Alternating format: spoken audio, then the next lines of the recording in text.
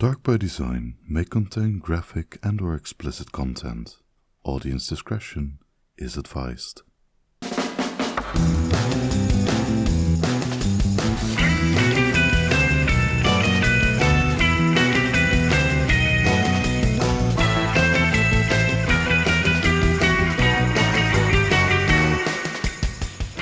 Hello and welcome. I'm Bev. And I'm Rachel. And you're listening to Dark by Design, the podcast where two creative gals share stories of the macabre to then pick them apart before the nightmares start. Thank you for joining us. So, welcome to episode 3. Today's topic is a classic New Orleans true crime story and popular ghost attraction. We are talking about Madame Delphine LaLaurie. Although I'm not sure how to actually pronounce it. LaLaurie. LaLaurie. How do French people pronounce it? I'm sorry, I French have people. no idea. I'm just going to say a little bit more LaLaurie. nasally. I love it. We're going to make this very Americanized. It's either we Americanize it or we're growling in your ear. Regardless, I don't know how you take it. But this is definitely not an ASMR podcast. Yeah. So 100% not. Oh my goodness. But yeah, if you're curious or would like to follow along, you can find more information on today's topic on the show's website, linked down below. Yeah. And, you can also see the pictures if you're just listening to it on our Instagram over at darkbydesign_podcast. And if you enjoy this at any point, if you don't enjoy it, go ahead and give us a follow and a like, and drop us a comment below to let us know how we're doing. All right. Yeah. Oh, also, and if you would like to watch us record this, I guess, in a way, sort of, I don't know. Anyway, we have this episode is also on YouTube, so you can watch us present the episode to you and see all like the fun stuff and come hang with us virtually. Absolutely. You can see the face expressions because I will tell you they are not lacking. And we do talk with our hands a lot, so. Yes. Very Italian. I am not Italian. Not even a sliver. I think you are. We're just very expressive people. We're two creative gals, Yes. But speaking of more information, let's review New Orleans history before we jump into this. Also the demographic of the area in that time in history. Is this English? So anyway, we're going to look at the history and demographic before we begin, just to put some historical events into perspective that could have possibly influenced the story, which I like to kind of keep in mind before we hop into the horrific crimes that have occurred. So yes, so absolutely. It gets really gross, but I'm very excited to share it with you. Bonding over emotional trauma. It's great fun. Yes. So it all starts with Thomas Jefferson. So in 1803, the U.S. and France make the Louisiana Purchase after Spain retroceded the colony to France the year prior. The U.S. was still a little baby of a country, and originally purchased the territory to own and profit off of New Orleans and its coastal land. But Napoleon gave up the remaining territory due to a revolution in San Domingo colony. Thus, we ended up essentially lucking out, which is pretty fun. So after being purchased by the U.S., the economy in New Orleans boomed. The South was already profiting off of its cotton and sugar production, but now steamboats could freely travel the Mississippi River, thus exporting goods to the European market was made even faster than ever before. But sadly, they really helped out their economy a lot. But sadly, with the increase in sales meant more labor was needed. And by labor, I mean slavery, forced labor. How fun.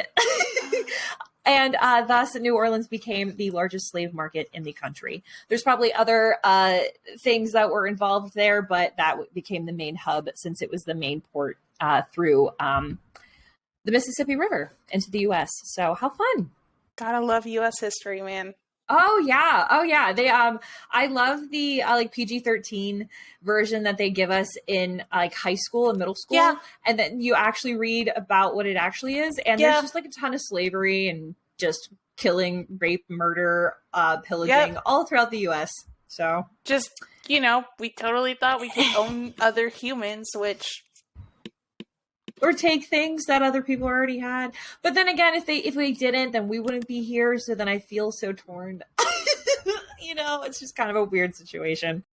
So speaking of tons of confusion and complications, there are a ton of issues and problems soon became apparent between the English-speaking Americans and the French Creoles, who were currently living in Louisiana before the U.S. purchased it. So when the U.S. took control over New Orleans, the city's demographic was largely made up of French Creole. The term Creole during the early days of Louisiana described a person who was born in the colony and was the descendant of French or Spanish parents. The term is a derivative of the word Criollo, which means native or local, and essentially it was just intended as class distinction. So another thing to keep in mind is that most of the population only spoke French, and the population also never lived in a democracy before. So that was also fun. So as you can imagine, change of ownership caused a lot of cultural issues, especially in lawmaking and settling disputes. Additionally, the two cultures had different views on slavery. The people of New Orleans followed what was known as the Code Noir. It was 60 articles that dictated the conditions of slavery, and the French colonial empire restricted activities of the free people of color and forbade the practice of any religion besides Catholicism. Super exciting. Great. Right? You gotta love it. It is considered the most extensive official document on race, slavery, and freedom ever created in Europe. It was enacted in 1685 by King Louis XIV and of France, I do believe, and was officially acquired by Louisiana in 1724, which was about 100 years before all the events of the LaLaurie Mansion take place. So this has been established for a very long time. Spain and France followed this code, but the British colonies did not, nor did Britain. So hence the United States did not follow them either, resulting in completely two different views on slavery after the Louisiana Purchase. The code was followed heavily by locals despite the increase in Americanization of New Orleans, and it also allowed for brutal punishment but not torture of a slave. And killing a slave resulted in severe punishment of the slave owner. I wonder what they meant by severe punishment in that case. Like, a slap on the wrist? Slap on the wrist, or like, I don't know, like you get like a very like severely heavily fined, or maybe even possibly prison time. Hopefully. I'm not quite sure. But they're like, you can essentially beat the shit out of them, but you can't kill them. Yeah. That's actually insane. Also, once again, 3 episodes in a row will not fail my American education. I did not know half of that. Yeah, me neither at all. Because I was very curious, and I was like, what's Louisiana about? And I'm not gonna lie, I was just like, what should I know about Louisiana? Like, all I know about Louisiana, it's like, all right, the Louisiana Purchase, and then also Bourbon Street, and American Horror Story. Like, that's all I know. This is very insightful. Thank you so much. You are quite welcome. So much. The only thing I have to add on top of your the things you know about Louisiana is I'm a huge Anne Rice fan, and gumbo and crawfish or crayfish, however they say it. But that's about it. Crawdads. Crawdads. Crawdads. All right. I still want to go there. Yeah. Oh, hell yeah. I so want to go. I want to go so bad. I want to get my cards read. I want to have my fortune told. Actually, maybe not my fortune told. I definitely want to have my cards read, though. Which is also pretty fun. Want some, and also fun facts. We have a sorority sister who we graduated with, who's a witch in New Orleans. So we can also go stop down and see her too. We're so cool. Maybe we'll have her on an episode. Yeah. Oh, that's so exciting. Ooh. Actually, that'd be really fun just to talk about like the different practices of like, I don't know, witchcraft, I guess. Maybe Yeah. she'll know a little about it. And then maybe like the New Orleans and how that culture takes it. So Absolutely. there's many aspects that we can ask her about. So I like to That take would be that so as a cool. subject. Fuck yeah. Oh, fuck yeah. Oh my god, maybe we can do one live there. That'd be so cool. In the way in the future, but like a live episode in New Orleans. Oh, absolutely. I'm sorry, my cat keeps Chef's walking right in kiss. front of my mic. Absolutely. Oh, it's okay. No, I would absolutely love to do a live show there. We'll just put it on our vision board. Fuck yeah. God, I love the vision board. All right. Well, thank you so much for the backstory on Louisiana. So Hell yeah, dude. Now we're going to go into who Madame Delphine LaLaurie was, how she came to be, a little bit about her family, and then we'll go into some of the more horrific aspects of her life. So, Sounds Madame good. Delphine LaLaurie. I'm going to stop that. I'm sorry. Madame Delphine LaLaurie was born on March 19th, 1787 in Louisiana during the Spanish colonial era to Marie-Jean L'Arable. I don't know how to pronounce that. Leradle. Oh, bless her heart. L'Arable, maybe. I don't know. Ooh, maybe. We'll go with it. Yeah. It almost kind of looks like marble almost, but not really. To Marie-Jean Marble and Louis Bartholomew de McCarty. Perfect. Yeah. Her mom was also known as the widow Lecomte, which is kind of fucked up, if you ask me, because just imagine being your own person and then you're just known as the widow of some guy. Yeah. Feel like but then again, hello, 1800s. True. It was just making me think, like, I'm really thankful that we're in today's day and age where I'm known as Beverly and not Jacob's girlfriend, you know? Oh my god, that would suck. Yeah. But, so going on past that, Madame LaLaurie had 6 children. So we're going to go through their names. There's Marie Borgia Delphine Lopez y Angulo de la Candelaria. Her nickname was Borquita. If you've watched American Horror Story, she's in there. Marie Louise Pauline Blanc. Louise Marie Laure Blanc. Marie Louise Jean Blanc. Jean-Pierre Pauline Blanc. Samuel Arthur Clarence LaLaurie. So first of all, Marie, Jean, and Louise, I feel like those are the only names she could think of. I think 3 of those kids, she just kind of swithed the order of the names. So she Marie did. and Louise Pauline, and then there's Marie and Louise Jean. So what do you call them? Pauline, Laure, Jean, Pauline, etc. Oh my god. Oh, there's 2 Paulines. That's crazy. But she literally just copied and just control P, Control V, Control C, Control V. Control C, Control V. Imagine she's like screaming at one of them and they don't know which one it is. And they're like, Borquita, it's you. She's like, my name isn't even Louise. What do you mean? But do you think they called each other by their initials? Or do you think they just were assigned numbers? Or possibly letters? Numbers, probably. Yeah. Numbers or letters, because I feel like nicknames or one of their surnames would probably be so confusing.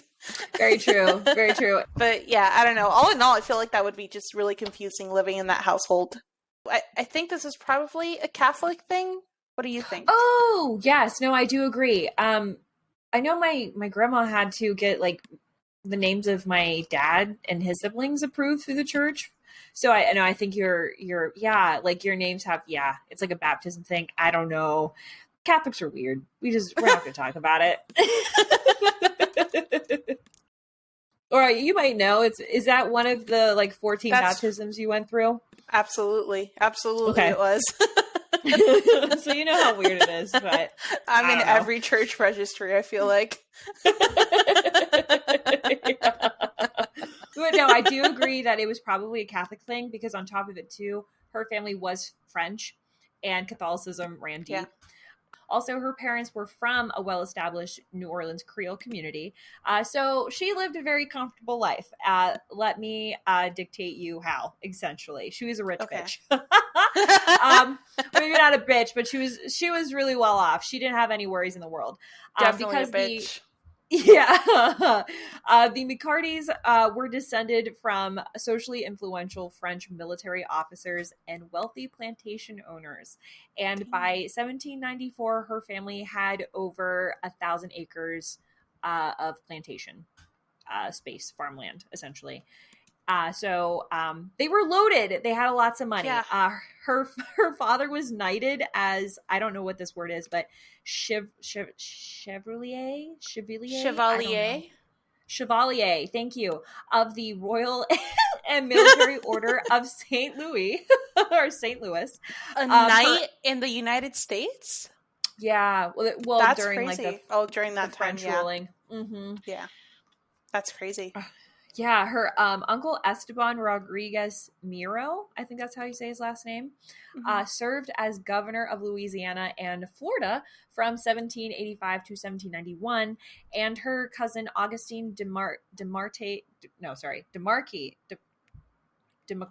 Oh my God, I just had a stroke. Yes. Oh, these names, man, they actually make me feel like I'm having an aneurysm just straight up trying to pronounce them. I don't. Yeah, there's so many, like, well, in my mind there's like repeated of the same letter, and I think I'm pretty sure I have like dyslexia, so I keep flipping stuff all the time. It's a great fun time. Her cousin Augustine de McCarty was the mayor of New Orleans from 1815 to 1820. It's not a bad term. No, not at all. He was actually in office when, like, during her prime. So she had a lot of social connections. Speaking of which, in her adult life, she was a popular socialite in New Orleans who was constantly holding extravagant parties and balls at her place of residence. And she was considered courteous, charming, and intensely beautiful all of her life. Moral of the story, if there was any ugliness, I'm practically sure her family either hid it away or paid people off or silenced them for good. So I don't think any of the bad things ever got out. So yeah. And if you guys are watching this on YouTube, we'll put up a picture right here. Oh, absolutely. Yeah, probably. We got the stuff going on in the background. If you're just listening to it, we're going to put it up on Instagram and on our website for you guys to check out as you listen along. Mm-hmm. But just to see all the she cool was very photos. Pretty. Yeah, no, she really was stunning. Kind of an asshole, though. Yeah. Oh, I have so many questions. Like, I kind of want to like go back in time just to kind of meet her and see what her personality really was like, because there's so many stories about her.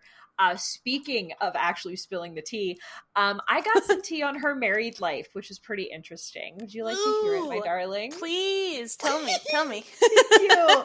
Okay, so she was married a total of 3 times, which, like, that's not the tea. Whatever, people get divorced. But it's what occurred in the marriages, which is the most of the spiciest content of it. So, was that English? Probably not, but we're moving on. Yeah. 100% English. I understood it. Sorry, but the spiciest part of everything is not the number of marriages, but the quality of the marriages. It's a better way of putting it. But her first husband, she married him in 1800. His name was Don Ramon, and he was a high-ranking Spanish officer. And they married when Delphine was only 13 years old, which is like pretty ucky-oo. But like, I guess that was the thing back then. So that's disgusting. Yeah, but like, that's also disgusting. Yeah, but also you were like expected to die by the time you were like 26. So like, I get it. You know what I mean? Still, it's gross. But the good thing is that marriage did not last long because turns out their marriage was not approved by Ramon's superior officer, and he lost his position and title. Thus, that forced the couple to move back to Spain, where Don Ramon died suddenly in 1803, just days before the birth of the first daughter. Which then in turn caused Delphine to return back to New Orleans with her family. Needless to say, that was a very eventful 3 years of marriage. Jesus Christ. So she was having her first daughter by the time she was 16. Yeah. That's crazy. It's insane. I think that was Borquita then, right? Probably. I don't know. Yeah, yes, actually. The chick with the super duper long name. Yeah. Yeah. Sounds like a Spanish name. Yeah. No, that was her. But goodness, in that 3 years, she was married had a kid. She moved to Spain. And then, and was back. widowed. Yeah. And moved across the entire world pretty much. Holy moly, yeah. Now, I'm wondering if she did something to him. That's what I was thinking too. In the marriage, you know? Yeah, because he lost his rank too. And he lost his rank. Yeah, and then he died suddenly, which, granted that happened a lot back then and still now, but... Yeah. I want to see if there's any more information on how he died. There probably is, but I didn't look too far into it. But I thought it was very suspicious. But hey, we're here to speculate wildly until we have further proof. So true. Speaking of which, by 1825, she married her second husband. His name is Leonard Louis Nicholas. Just kidding. I'm reading the wrong one. So just kidding. Her second marriage was in 1808 to a man named Jean Blanc. He was a prominent banker, merchant, and lawyer. And fun facts, the year prior in the U.S., the federal prohibition of importation of slaves in the U.S. was signed by our El Presidente at the time, meaning that no new shipments of slaves were coming in anymore. I don't know if it exactly ended the slave trade, but I'm assuming it did. Moral of the story, I tell you this, because the signing of that document inadvertently caused the value of a domestic slave to skyrocket. And Blanc, being the business bastard that he was, made a boatload of money smuggling slaves in and out of the Louisiana ports. So illegally and legally.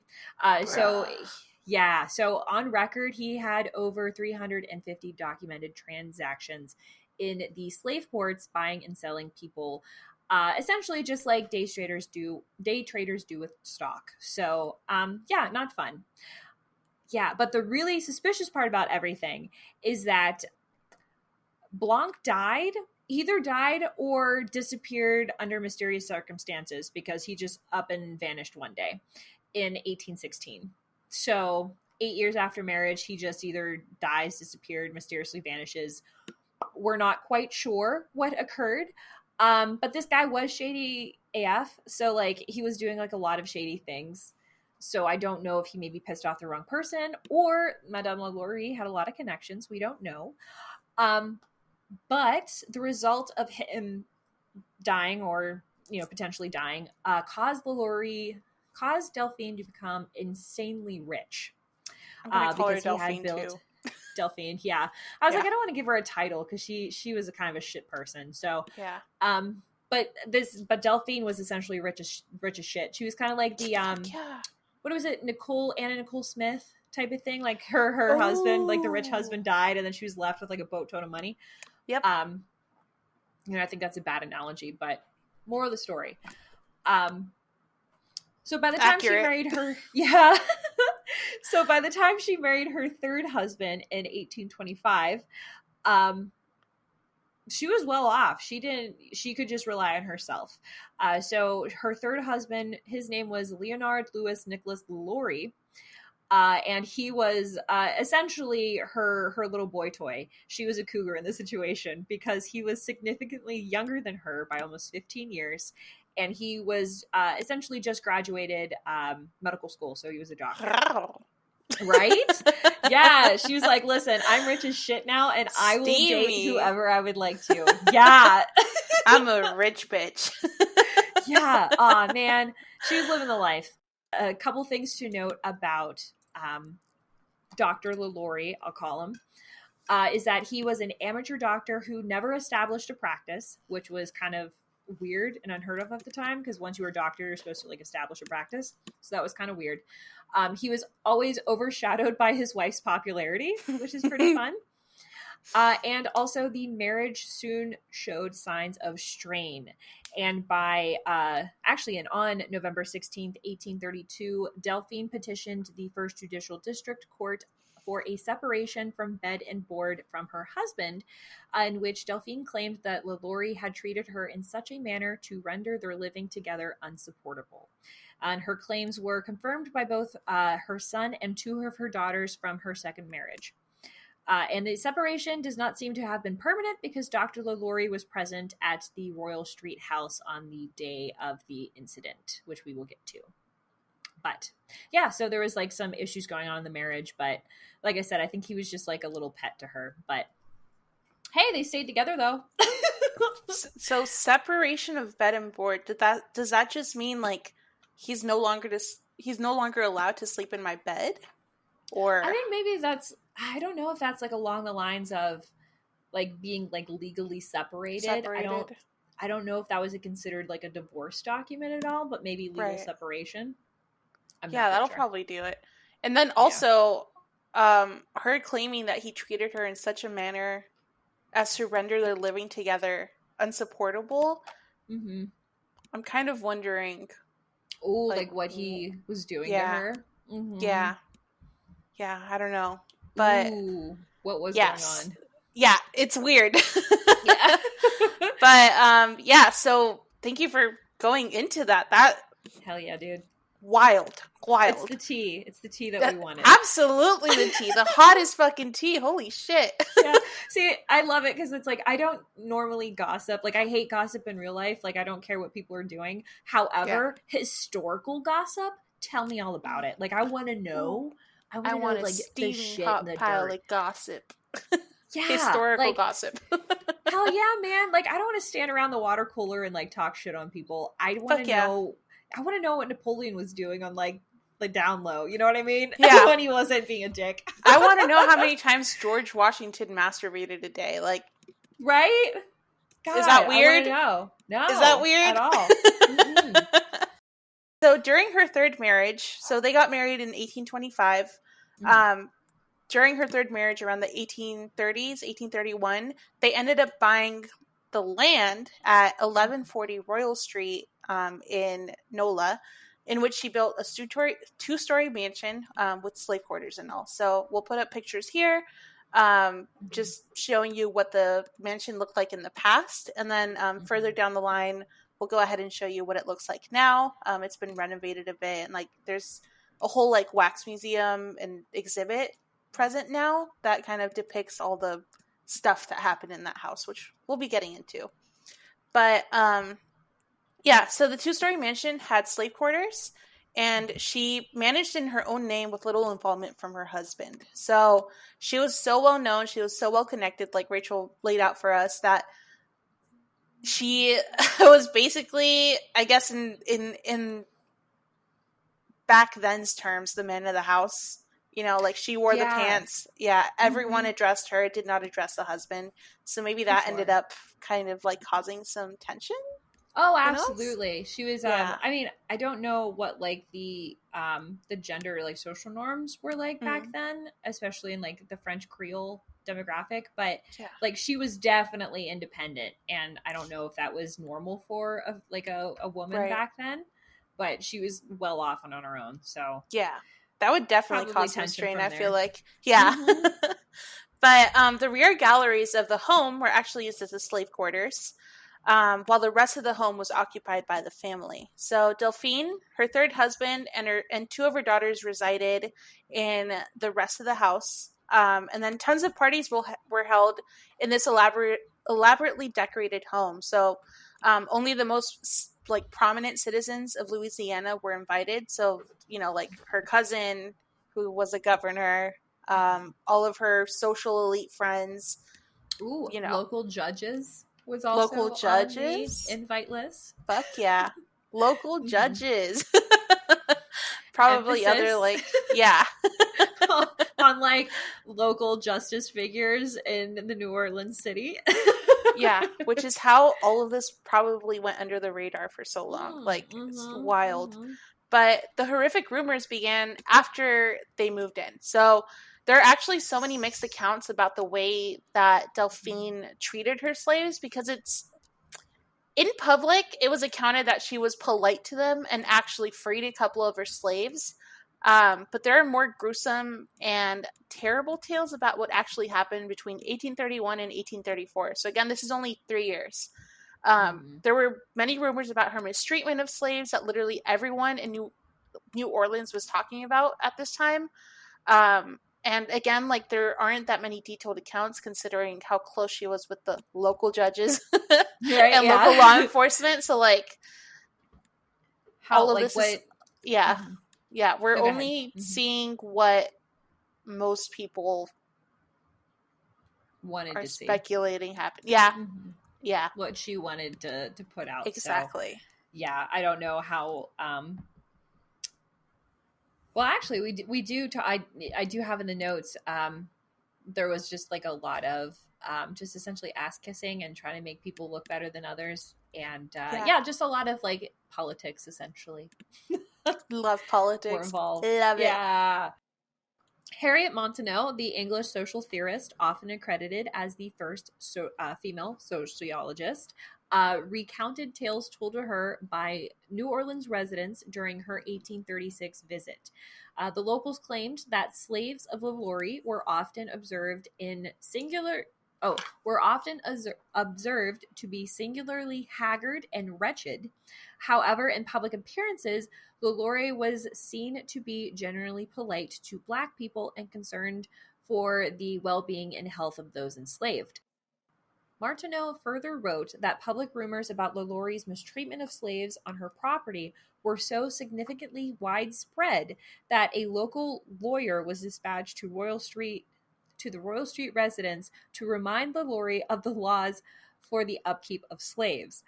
During that visit, the lawyer did not find any evidence of any wrongdoing or mistreatment, but the rumors still continued. Dang. Yeah, which is pretty exciting. That's crazy. That is so crazy. But yeah, after that lawyer was dispatched to the house, according to one of Delphine's neighbors, she saw a 12-year-old slave named Leah fall to her death from a rooftop trying to run from and avoid a whipping from Delphine. So when I read this, I was just kind of asking myself, why the fuck are you chasing a child with a whip? That's so fucked up. That's so messed up. Like, yeah. It's like, one, you just chased a kid out onto the balcony just to whip and like beat her. But then also, like, dude, you just had the cops show up your door about this situation. Like, what are you doing? What are you doing? Exactly. Also, she's 12. Like, she's bound to make mistakes. Also, like, chasing her with the whip for pulling her hair. Come on. Yeah. Do better. Oh, yeah. You could talk about that story real quick. Tell the great listeners and the viewers watching why the hell she was even doing this horrific crime in the first place. Oh, yeah. So you may be asking yourself why this woman was chasing a child with a whip. Mm-hmm. I will tell you. Leah was brushing Delphine's hair, as was a nightly tradition, when she accidentally, and I repeat, allegedly, accidentally caught the brush in a knot and more than likely, gently tugged at it to pull out the knot. Mm-hmm. Delphine allegedly got really angry and chased her around, ultimately leading Leah to fall off of the rooftop and fall to her death. Crazy. Absolutely wild. It's like, it's really sad to hear and everything like that, but also, like, fun facts about like the whole situation. The hairbrushing part of Leah's story, turns out that was like found to be made up, and like it was like just like rumors actually that were created. I don't know how long after the LaLaurie incident that we'll get to, but it's just fiction. But the fact of the matter is, there was still a child that did fall to her death on the property, and that's crazy. It was suspected that it was due to cruelty and punishment from Delphine. So, fun facts. Wow, that's wild. I did not find that anywhere. You are such an investigative genius. I love you. Thank you. You found all of this cool shit. I love it. That is so cool. Thank you. This whole time, like, ever since I became interested in Delphine's, like, horror house, I've, like, that's one thing that's always come up, like, her chasing a 12-year-old with a fucking whip. And I've just always believed it to be true. Just like with everything I believe to be true. I don't really question much. Yeah. Well, what I've noticed with this story and like a lot of the stories that we've been researching, a lot of like they're like the bone structure of the like the essentially like the minimal plot line of the folklores or stories or the historical true crime stories are factual, but it's like the added spark on top of it to make it like such a horrific crime that we still talk about years later might not be true. That they're like the embellishments that have like perpetuated the story forward in time. Exactly. But, it was still like a really shitty crime. Absolutely. We still talk about. Yeah.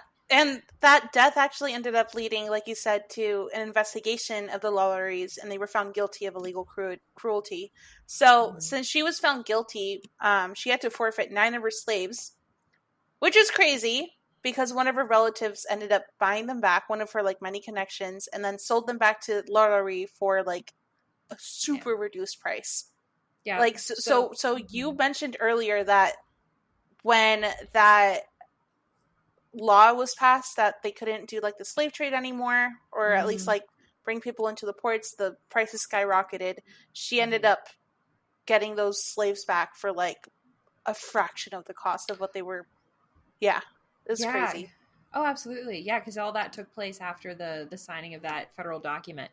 I didn't even put that 2 and 2 together, but yeah, no, you're so true. Or you're so true. You're so right. And I didn't even take that into consideration because I was like, oh, that was just kind of like a really like, essentially the LaLauries didn't even get into trouble for anything. But also, too, they didn't even pay anything. They did not pay a damn thing. Yeah. At all. Ever. Yeah, it's the worst It's part. So crazy. What is wild about this whole story is that all of these investigations and rumors about mistreating slaves all took place within the 3 years that the family resided at the Royal Street address. So LaLaurie's Delphine's entire life beforehand, she was always known for being like very nice to slaves and people of color, but it was just in these 3 years when all of these rumors like started and this behavior occurred. So it's very interesting. But all of these hidden rumors at the time of mistreatment finally came to light, no pun intended, because on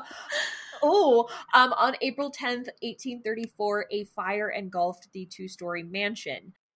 Fire brigades and neighbors rushed to save the home and those stuck inside. Jesus. That is so crazy. So cool thing about that, well, not cool thing. Not a cool thing. This is not a cool thing. I take that back. A fun fact. A fun fact about that. The fire was actually started by a cook because she had been chained to the stove and wanted to complete suicide. So this poor lady was about 75 years old, and she felt that was her only way out after being enslaved literally her whole life. And mistreated for God knows how long. Exactly. So she caught the kitchen on fire. Exactly. Like, I don't even know if it was just LaLaurie that was mistreating her or if it was like previous slave owners, but yeah, she definitely felt that was her only way out. And when the investigators came to investigate the fire, she basically told them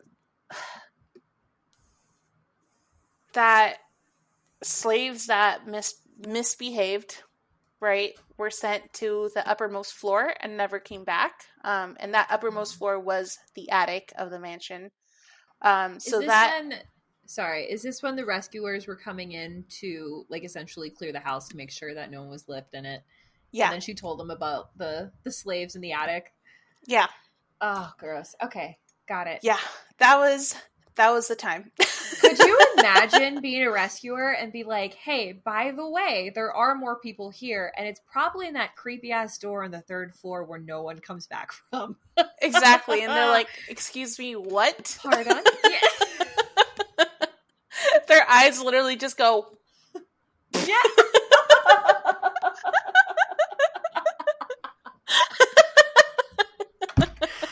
Wow, that's a great prop. Oh, that's kudos. How blind I am.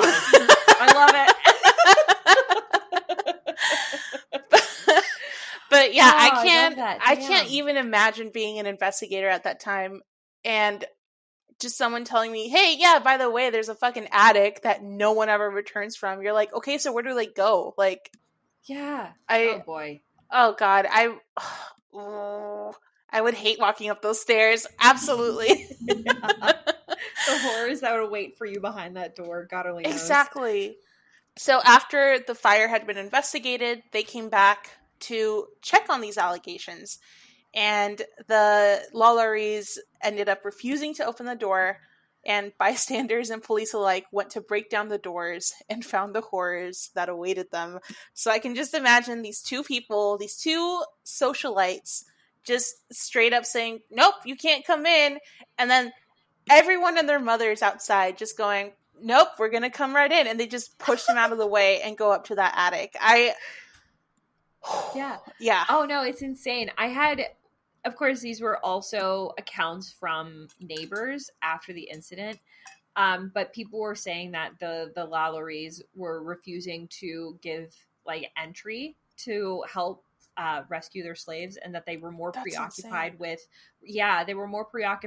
removing their luxury goods from their home. Yep, and their valuables over getting out the people in the home. So they were requesting people to stop searching and to pick up furniture and help them move stuff. So that was awful. So crazy. And it's like such a stark difference, like stark contrast to the way that people saw her treat slaves and people of color, like in public, where she was like not courteous, but not fucking rude either, you know? Mm-hmm. Like it was so different. Yeah. Like her true colors were just starting to show there. That's absolutely. And the crowd that was gathering just kind of, they had it, and so the rescuers just essentially busted down the door. Fuck yeah. Just to see like what was behind this door, because they were told that the people were being brought into that room. Do you want to tell the beautiful people what they found? It's gruesome. It's gruesome. Oh man. my God. Buckle Can we up. do like Here, hold on. Like a fucking buckle up. Okay. Click. All right. So as we read these things, maybe at the end we'll do the creep factor. But for sure, yeah. Yeah, it's just nauseating. But so as they walked up the stairs into that third floor that no one ever came back from, they open the door and they look inside, and it's just the most horrific sight you can possibly imagine in fucking 1800s New Orleans, Louisiana's socialite house. So, there were slaves hanging by their limbs, which had been stretched all the way out from one extremity to the other, who said they had been there for months, just in that state, already stretched out, probably being more stretched out on the daily. It's wild. Mm-hmm. They had no food. They had no water except for what was required to keep them alive. Even if you can even call that living, at that point, I'd rather just off myself. I don't understand. Like the quality of life is just non-existent. Yeah. Yeah. And then other humans were suspended by their necks, essentially stretching their necks out, which made it hard to breathe and to eat. They had also been there for months. There was someone with an iron collar and one with a head wound so deep and infected that she could barely walk. Which all of this is just crazy to me because her husband is literally a doctor, you know, like he could have helped them or something, but for sure. And I think the craziest part about it too is like this is like the PG stuff. Like I would rather have had this stuff done to me than what you're gonna get to. Oh yeah. Oh, God. Yeah. This is like on a scale of 1 to 10, with 1 being sign me up. You know, sign me up. Yeah, like a little bit of bondage here and there. To 10 being like, fuck no, like I'm out of this house. I will never see you again in my life. This was maybe like a 2 or a 3. Oh, for sure. Mm-hmm. But this is like, this is gonna be painful, but this is fine. At least I'll survive. You know. Yeah. Mm-hmm. Yeah. They were. Yeah. It's still horrible, but not as horrible as what I'm about to get to. Yeah. So, aside from So one of the worst parts about this, aside from the fact that they were being physically tortured, and then also tortured mentally and emotionally, is that back in those days, there was already shitty medical care, so wounds like that were naturally easy to get infected if not treated immediately. So they could start, festering and like all the maggots and all the disgusting stuff you never want to deal with. But yeah, the person with the head wound, I don't know, she was never even attempted to be treated medically. So it was already like infected and festering, which is, again, just wild to me. Unless, of course, he didn't have any idea of what was going up here. But I feel like he probably did. There's no way he didn't know if slaves were just up and vanishing in the middle of the night, But sure. Yeah, so those were the proven accounts of what happened. I have been totally just avoiding this if you haven't noticed. Yep. But here we go. Gonna dive right in, you guys. So those were the proven accounts. The person with their limb stretched, the person with their neck stretched, and the person with their head wound. The following accounts are all not confirmed, but likely did happen. So, like people said that it happened. There's no actual confirmation that it happened. But then again, how are you going to record that, But these might be the historical wild speculations. So exactly. This might be the historical tea. So the way I'm going to put this is, if you've seen American Horror Story Season 3 Coven, this is far worse than that. Far worse than what you saw in some of the scenes taking place in her house. So again, trigger warning. If you don't want to hear this, you can fast forward about, I want to say a minute and a half, maybe 2 minutes, maybe 3. Give it 3 minutes, and then skip back if you want to hear, if you like move too fast forward. So yeah, all right. So again, fast forward, trigger warning. Here we go. There were living slaves, naked, chained to the walls. Some of them had their eyes gouged out. Everyone was living in their own defecation and urine, which contributed more to the infections of some of their open wounds. Some people had their fingernails ripped out from the root. I can't. I hate that. Yeah, I can't. Yep. I would choose death over that. Absolutely. Same with someone like ripping my nipples off. I would choose death over that. I can't even imagine that.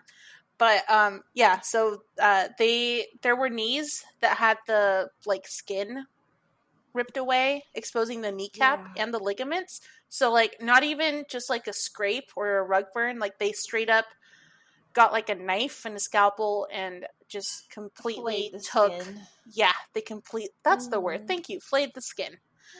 Yeah, so exposing the kneecap. Yeah. I was like, my forensics degree is coming in handy, and I wish it wasn't, but that's fine. It's okay. We're here. Also, if you have like actual terms for this, please let me know, because I am very curious. Yes, please. Yeah, so they filleted? Like a filet of fish? Oh, like flaying? Yes. Okay. Oh, goodness, I don't know now. Oh, no. Whatever, we'll run with it. They filet-o-fished or flayed the skin on the knee, exposing the kneecap and ligaments, as well as elbows and other joints. So like hips, elbows, shoulders, all of that had the bone exposed.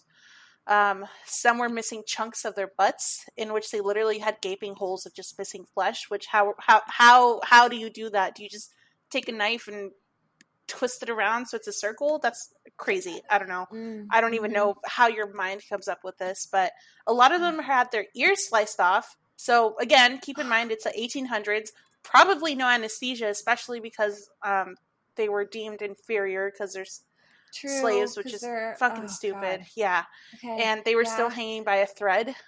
So they didn't completely take the ear off. It was so like they're chained up.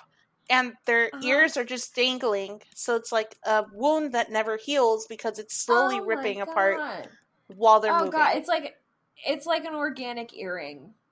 It's like a homemade natural earring. God, I hate that. That's the grossest thing that I've ever that I've ever made up in my mind. That is... Yeah. And, like, I'm sorry, the wound I'm again having, was like... festering. So, like, they're chained up. They can't scratch it. It's an itch you can never actually scratch. So it's just there. This is making me itchy. But, yeah, actually. Yeah, this is like Van Gogh, but involuntary. That's the way I'll put it. Some people had their lips sewn together while they were alive. Again, no anesthesia. Living people had their intestines ripped out of their stomach and tied around their waists like a belt.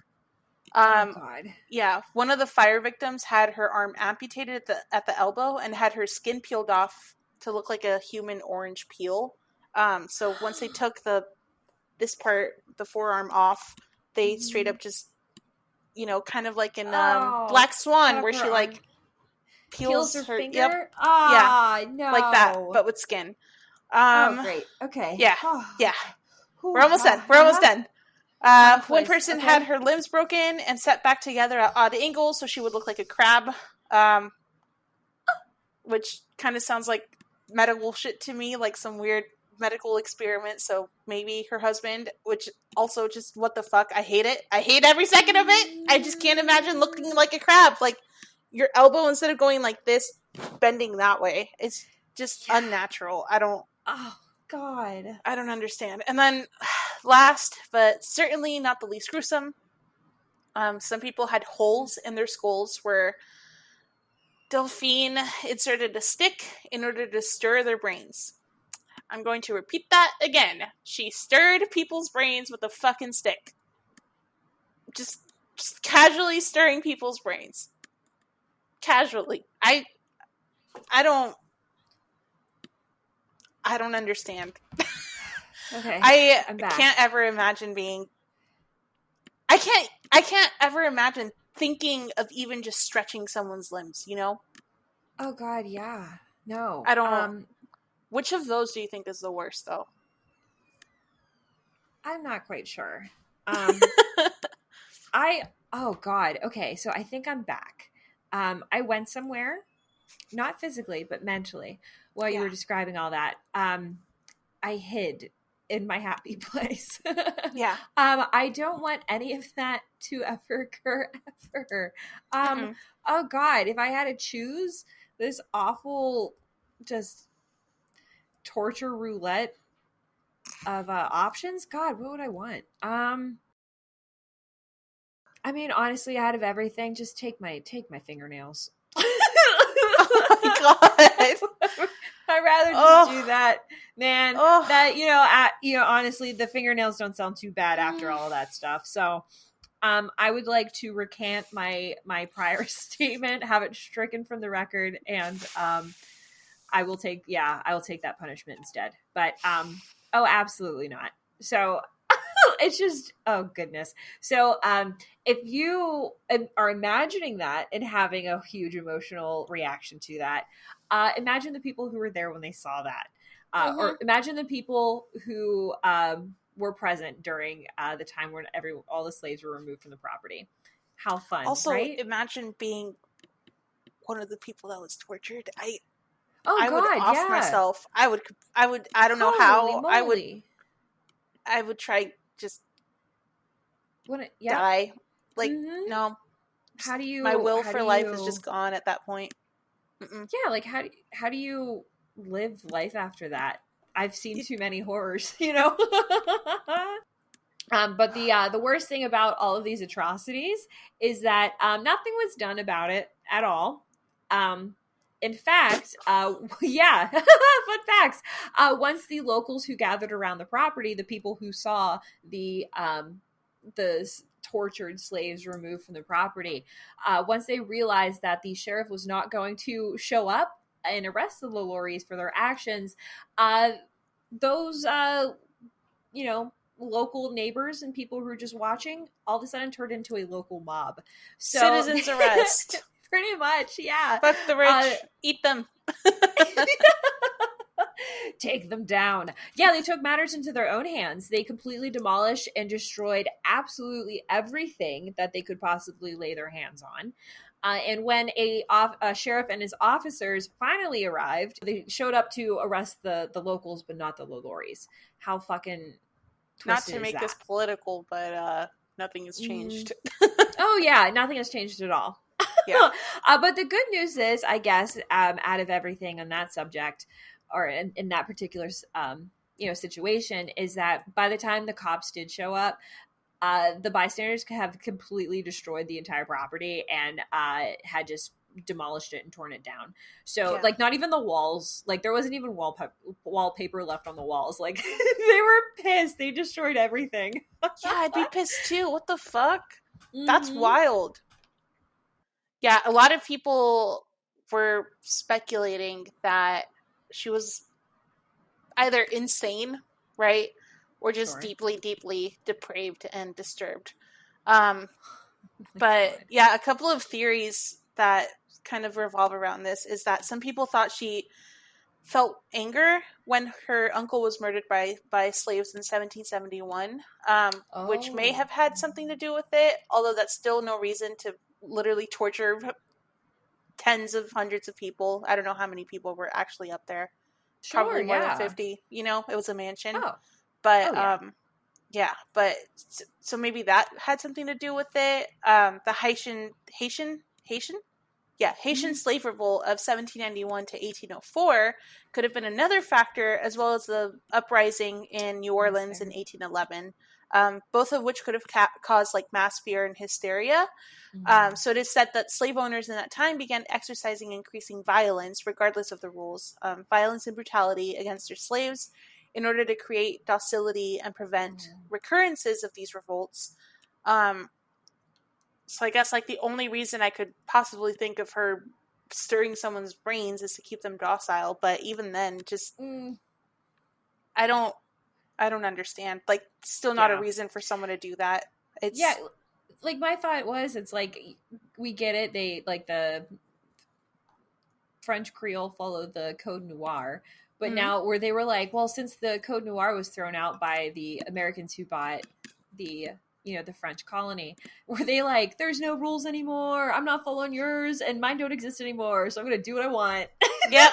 Like, you know what I mean? I feel like I feel like there were so many other people doing this kind of stuff. Oh, absolutely. You know? And they just flew under the radar. Like, she kind of fucked herself in being discovered by being such a public figure. True. Yeah. Because led to her own downfall. Yeah, she definitely led to her own downfall. I don't know. It's just absolutely crazy. Although these could have been contributing factors to her disturbing amount of violence. No, at least as far as we know, no other slave owner in the area had a legit entire torture room dedicated to mutilation and violation. So it's That's good to hear, at least. It's crazy. Yeah. Yeah. True. But like the most like mind-blowing thing about that too, for me at least, is that Delphine also had Black family members. So let's talk about sex, baby. Let's talk about you and me. I'm sorry. Yeah. It's okay. I love it. So there was a very interesting, I guess, well, I wouldn't say only tradition practice in Louisiana, because I mean, everyone likes to have sex. If you're human, you're an animal. Fuck yeah. I love having sex. You know, sorry, that was weird. Right? No, it's fine. Sex is a great thing. And in Louisiana, there was a long-standing tradition of essentially a white rich man would keep a free woman of color as a concubine. So they did not marry these women, but they would have like a straight up, like they would have kids with them, start a family with them. They would buy them property. They would essentially have like a full-on family with them, but they would never marry them. It was like my second family. Like that's like multiple marriage polygamy type of shit. But yeah, they just never married them. So it was A-okay. I think that happened to Marie Laveau. Is that her name? The voodoo queen? Ooh. She was also in New Orleans. I think. Yeah. I could be mistaking her with a different story, but I think her story was around the same time. But she was basically led strung along by a white male about being married to her, etc., etc. He ended up dumping her, and then, you know, I could be completely Chaos wrong. and mayhem occurred after that. Yeah. How Let me fun. know in the comments if I'm wrong. That's Or fair. if I'm right. I like positive reinforcement too. Yeah, hell yeah. Also, I really don't know much about her, but her name did pop up a lot of the time during the research, so I'd like to look into We should her do her an case episode too. on her. Hell yeah, dude. I want to know more about the Voodoo Queen. Fuck yeah. She's so cool. I love her. On top of everything, too, with Delphine and her family, her uncle also spent 54 years with a free woman of color, and they had 7 children together. Dang. Yeah, like a huge-ass family. Yeah, they also lived openly together in St. Bernard Parish, fun facts. And Delphine's father also had a mistress named Sophie. I don't know how I'm going to say her last name. Yeah, Mousante, I guess. Mousante. I don't know. Mousante. Yeah. And Delphine was actually, fun facts, the godmother of their first child, whose name was also Delphine. Weird. Porquita? Oh, wait, no. Not her child. Sophie it was Moussante's. Okay. Yeah, it was technically her half sibling she was the godmother of. So that's crazy. Weird. Yeah, it's like a very interesting thing. But another interesting point that, like most slaveholders, the McCartys also periodically granted emancipation to their older slaves. And on occasion, Delphine herself had arranged for the freedom of her own slaves. But from the time she married her third husband, that's when the rumors began to circulate that she was a really awful slave owner and she mistreated her slaves badly. So whether that only occurred in that like 3-year time period or whether that occurred through her entire life, you know, I'm assuming, you know, a leopard doesn't change its spots. She was probably awful all of her entire life. But if not, we can always like ask like what did cause like the shift in behavior. Yeah. But honestly, I just think they were just always bad people, and this is the first time that the curtain was lifted and we saw the true nature of the LaLauries. So. Absolutely. Yeah, and many people believe that her third husband didn't know about the slaves and the torture going on like in the 3rd floor, but I think otherwise. You know, when her husband was questioned, he stated that people should stay within their homes and mind their own business rather than meddling with other people's affairs, which makes me think he wasn't as innocent as he seemed and probably enjoyed the torture much as Delphine did. Absolutely. Unless he was just trying to be like, exactly. That's the most guilty sentence that you've ever said in your life. Yeah, it's so damning. But to play devil's advocate, maybe he was just trying to stand up for his wife. But it's just, I don't know. That sounds a little too fishy. That's like one of the most like, that's just like one of the most like damning sentences that you can possibly ever say. Like, you're guilty. Absolutely. Like if Jacob ended up dead and the police came to my door, I'd be like, you should mind your own business. Exactly, I'm going to jail. Straight to jail. Or no, you ran and then you told the cops to mind their own business. That's like the most guilty thing you could possibly do. 100%. But, there's also evidence that the torture was going on much longer than the rumors had been around. Because in digging up around the property, they found tons of bodies of dead slaves, as well as bodies of children, which is just incredibly fucked up. Like, I can't... They were so rich, they probably had so many people, you know? Like...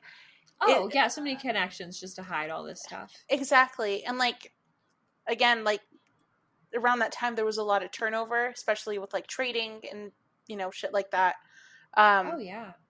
So maybe people just didn't bat an eye when, I don't know, the person that was buying the bread in the market just didn't come around and it was a new person. Oh, for sure. God knows, maybe they were just like upstairs. Yeah. Or if anything, like they probably didn't even give a damn because, you know, slaves weren't even looked at as people. They were looked at as property. So like they didn't care who came and did this.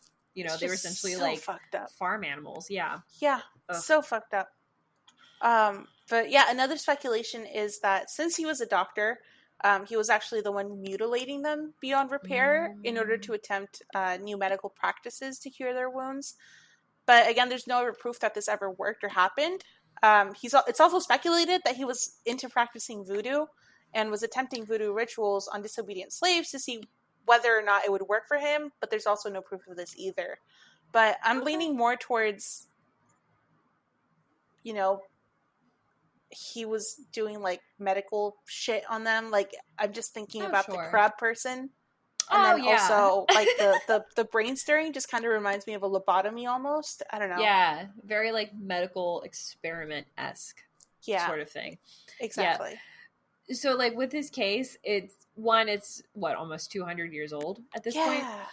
And so throughout the years, there has been like a lot of wild speculation that has occurred with this.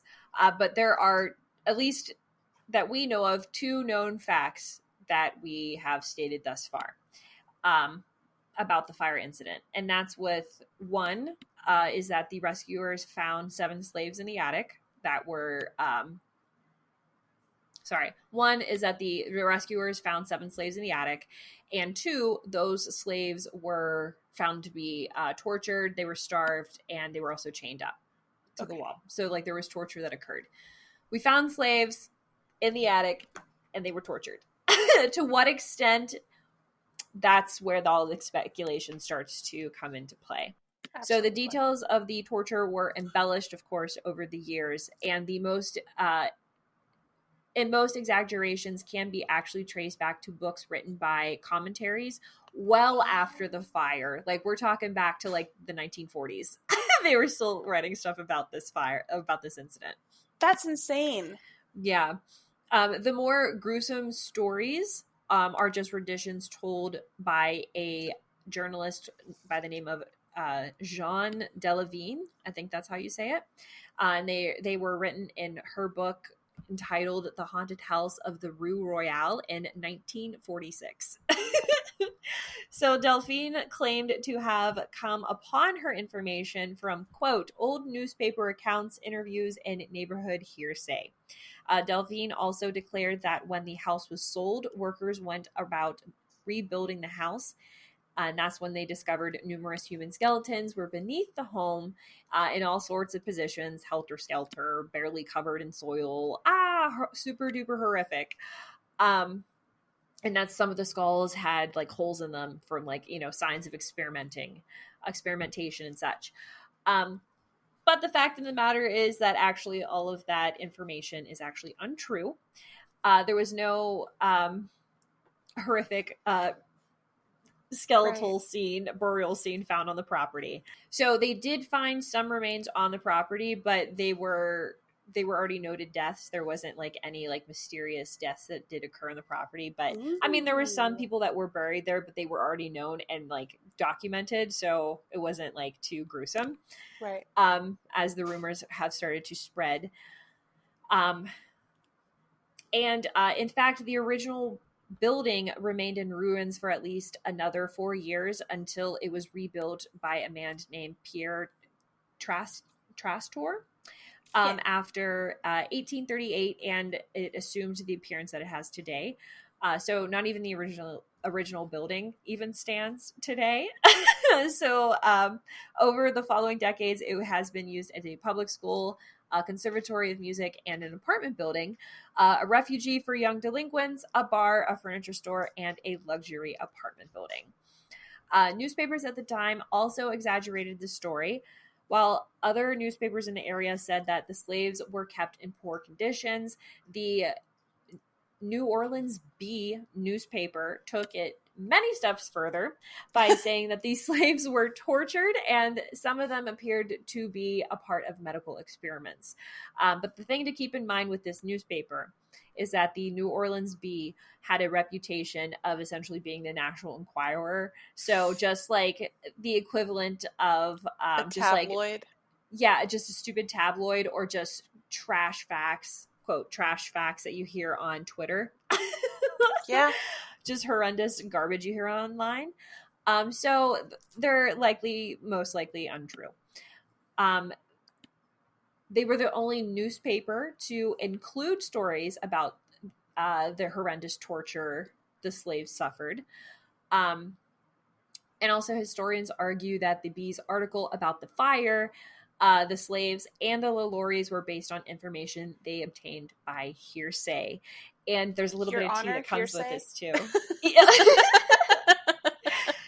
Yeah, and the best part about this is that there is actually a little bit of tea that comes with this as well. To double down on the debunking mutilation theory, the newspaper's informant was a man by the name of Monsieur Torrel, who was a longtime neighbor of Madame LaLaurie, who also had a huge crush on Delphine, but his love was unrequited. She didn't like him back. Yeah. Long story short. It was known that Montreal had made advances towards Delphine for years. Damn. Yeah, and journalist Meigs Frost, I'm not sure how you pronounce his name or her name, called Montreal out on his bullshit story, noting that same year, 1834, Montreal was praising LaLaurie's treatment of her slaves in the Sunday magazine section of the New Orleans Times, the article of which was published the February before the fire occurred. So, and he also had covered for LaLaurie in Leah's story too, the young slave girl that fell off the roof of the house. He also covered for her then too. So he was just like, I see your bullshit. You're just telling stories. What's actually going on? So all the medical torture part of it was debunked and proven not to be true, unfortunately. Can I just say, I feel absolutely lied to. I believed this shit for years. Same. Oh my God. I want to believe. What is that? The X-Files? Yeah. Cue X-Files music here. For DMC purposes, I'll just sing it. Yeah. Oh my God. Mm-hmm. I did not know that. Yeah. So this motherfucker had a huge crush on this lady. Mm-hmm. He was turned down. His fragile masculinity then led him to spread rumors about her. Mm-hmm. And make people believe she was this, I mean, she's a slave owner, but a horrible person. Just to get back at her because hundreds of years, like 2 centuries now. Yep, pretty much. Just because she didn't want to date him. What was his name? That was it. Oh God, Montreal. Fuck you, Montreal. What the fuck? Also, I totally said his name like 4 different times in that paragraph. I totally know I did, but that's okay. Oh, it's okay. Jesus Christ. That's insane. That's fucked up. Yeah. I don't know. I'm not going to say I feel bad for her, but I hate him. Oh, he for sucks. Sure. Yeah. He sucks. But, yeah, so going back to justice. Yeah. What's even more fucked up is the justice that occurred. The justice that occurred, exactly. Or what we should say, didn't it occur? The justice that did not occur. Zero justice. Zit. Zilch. Nada. No justice occurred in this case. Where is Madame Delphine LaLaurie, you may ask? We don't know. We literally don't know. No one knows where she's buried. Exactly. She escaped from Nola during the mob raids after the fire, and she fled to Paris. Since these are the 1830s, there really is, like, super bad documentation regarding people and, like, their death and stuff. But... yeah, it's presumed that she died in France in 1849, according to French archives. But then again, we don't know her, like, where she was buried. We don't know if that was actually her. We don't know if she actually ended up in France or if she sunk on the way there. Who knows? Because ships, Titanic, etc. But I don't know. Yeah, it's highly likely that she did go back to France. So she went. It is factual that she did go back to France, but we don't know if she died there or if she's buried there or buried there.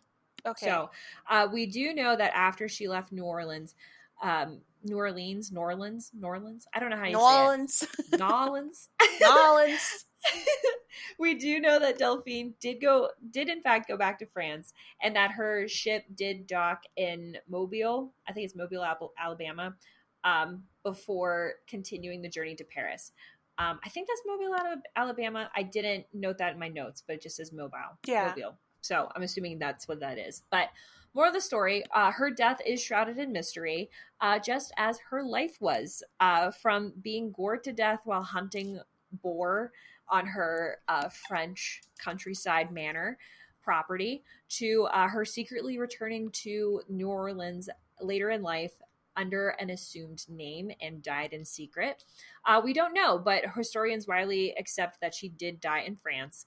But there are records kept in France that also show that she did die, like you said, on December 7th, 1849. Or did she? I don't know, but most likely. But there is a popular theory, a popular conspiracy theory, if you will, that LaLaurie is actually buried in the Blanc tomb in the St. Louis Cemetery No. 1 plot. And what makes this even juicier is that the identity of the resident in tomb No. 1 is actually unknown. So we don't know there's no record of who is actually buried there. So that might be her. It makes you wonder. And also there was supposedly a plaque found with Delphine's name on a plaque identifying the remains. But I didn't look into it, so I can't tell you any further about it. But that's why they think that it's her, but it might also be a forge.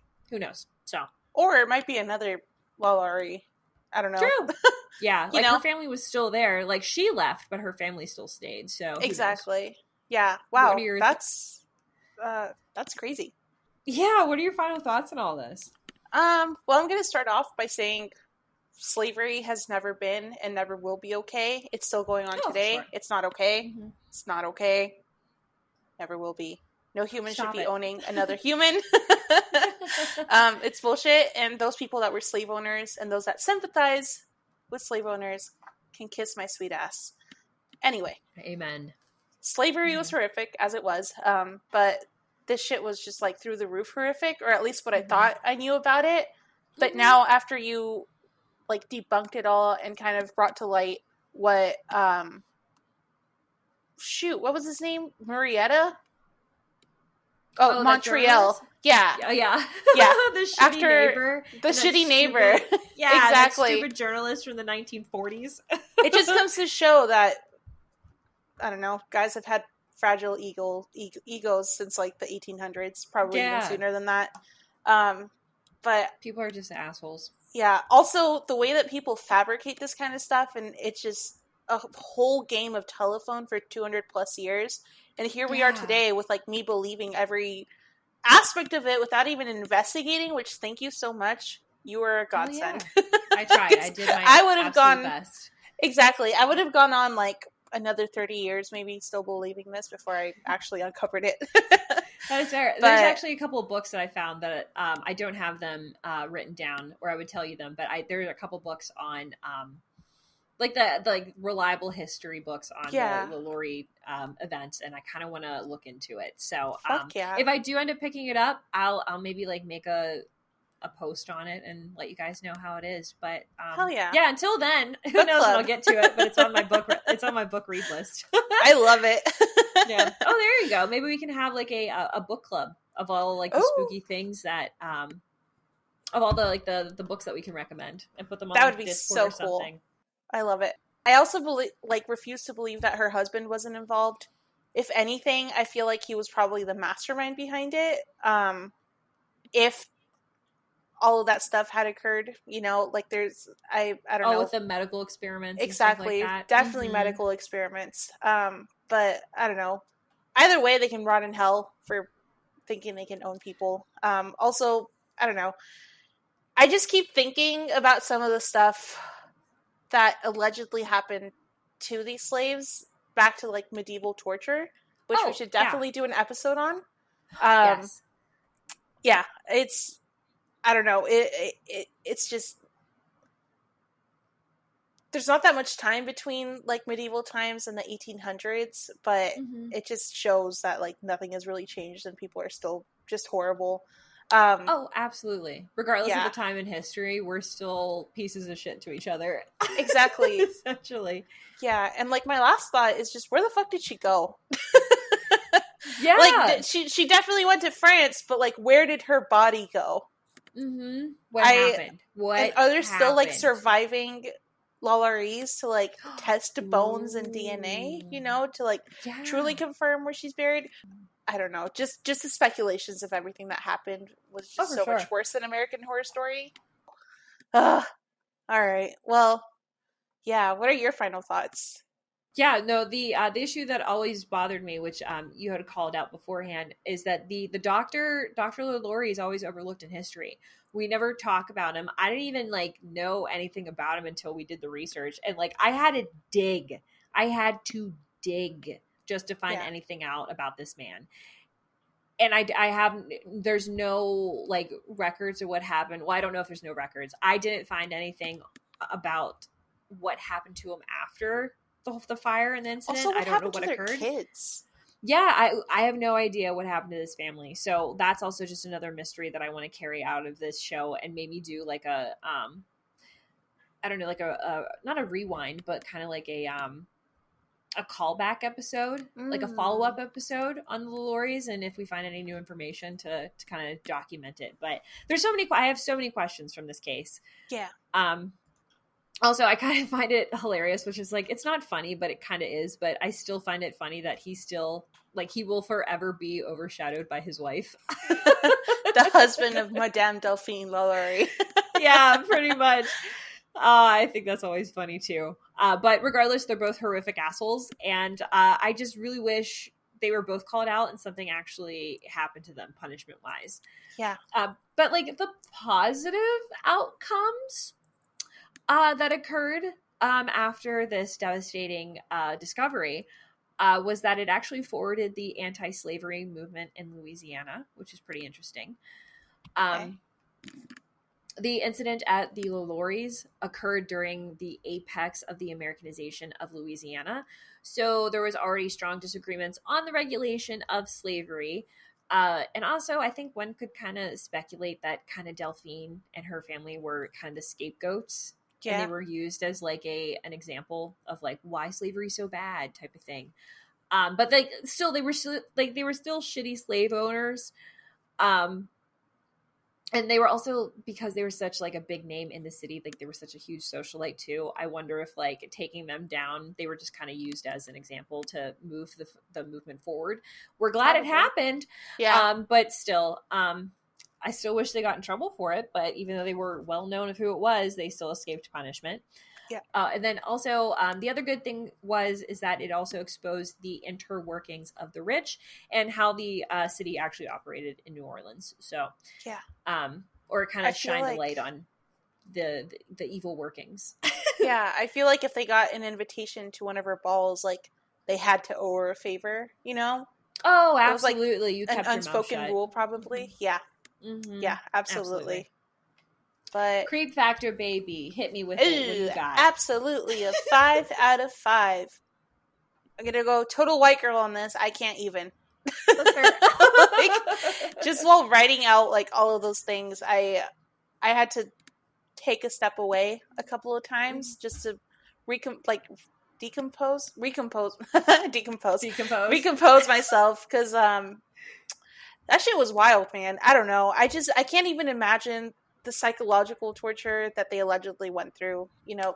Yeah. And just what would trigger someone so badly to go on this type of rampage if it did happen, which it's been debunked. So thankfully there were still people that were tortured and like hanged up there, or hung. But I don't know. It's still insane. I don't know. Yeah, it's just still like a wild thing that occurred. It's just like one like small incident of just people being like super shitty to other people, and then it getting like blown out of proportion, which I think maybe for possible maybe bigger political reasons than it ever should have been blown out of proportion for in the first place. So I think that's like a really fun connection. But like, dude, it's totally gnarly. Yeah, the details. Totally gnarly, dude. And like just the stories that came from it, and just like the gruesome, horrific things that people have imagined come from this mansion, I find to be hilarious. Yeah. the human imagination, I think, is more wicked than the story actually really is. Yeah. But this story does fall into like the trope of like the perfect neighbor who's secretly a psychopath and is like killing and torturing people in their house.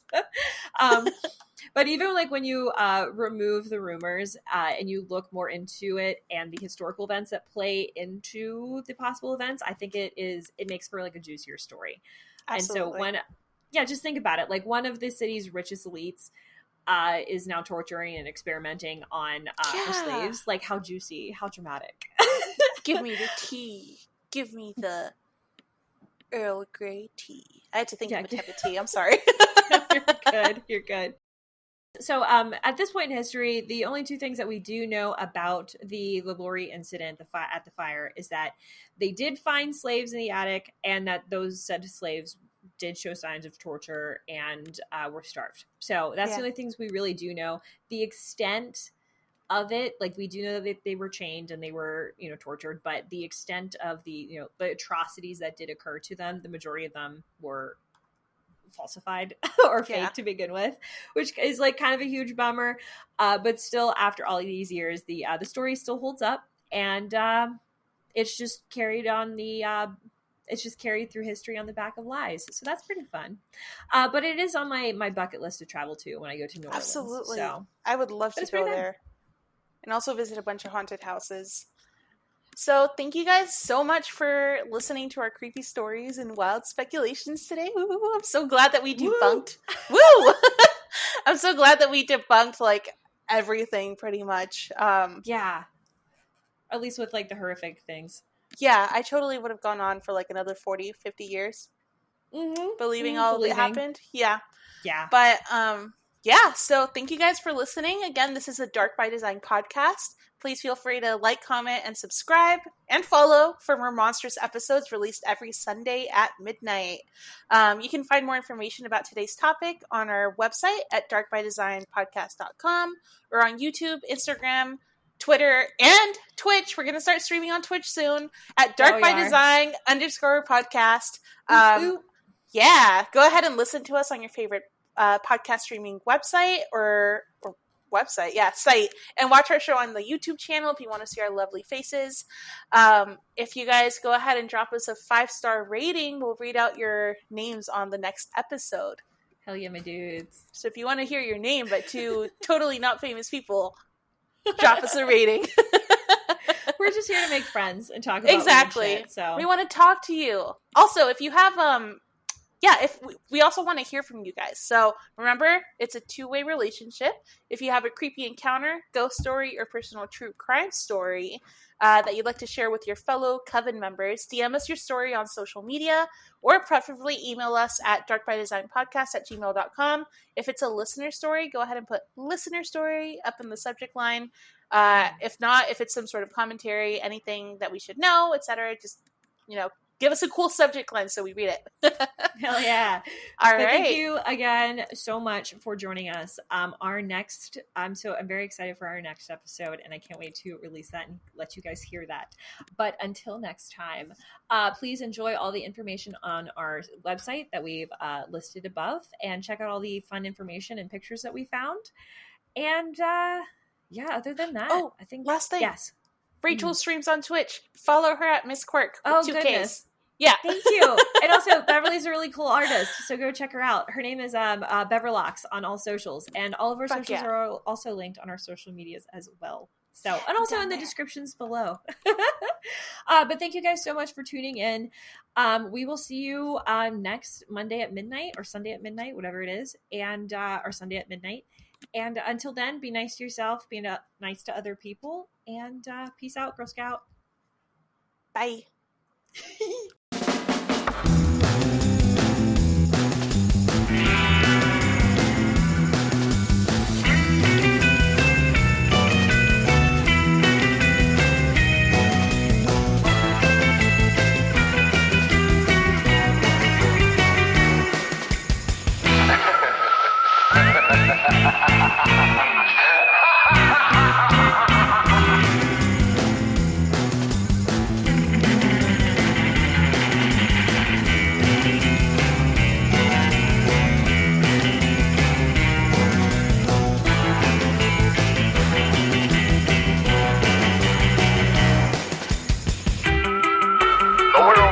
shocking monster. Never have you known such cringing terror, such sudden shock.